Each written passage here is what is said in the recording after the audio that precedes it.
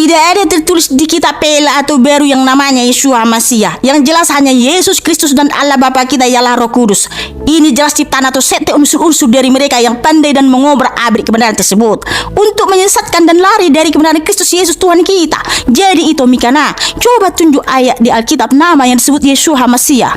Itu pertemuan kalau punya HP dan kuota, gunakanlah untuk menggali ilmu pengetahuan kitab suci dari Israel, supaya jangan pandai kali lah itu nuduh saya sesaklah, sektelah, mengobrak-abrik kebenaran lah dan lain sebagainya.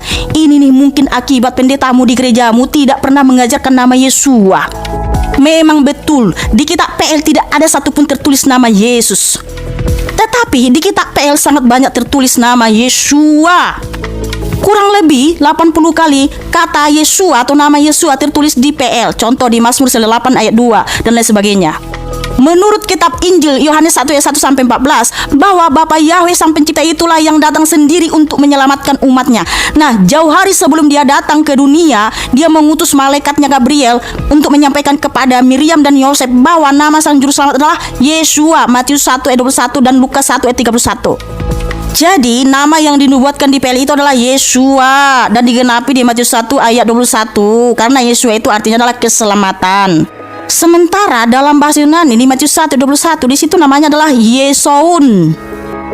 Lalu kenapa itu memanggil dia Yesus? Dari mana itu? Kemudian itu masih memanggil Allah, sementara Allah itu adalah sesembahan bangsa Arab.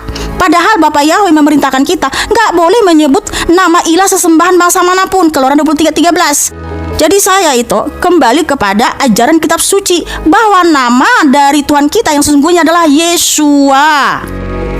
Dan keselamatan itu datang dari bangsa Yahudi. Yohanes 4 ayat 22, bukan dari Romawi, Yunani ataupun Arab.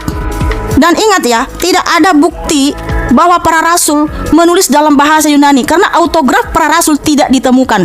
Adanya manuskrip PB itu dalam salinan bahasa Yunani di abad ketiga.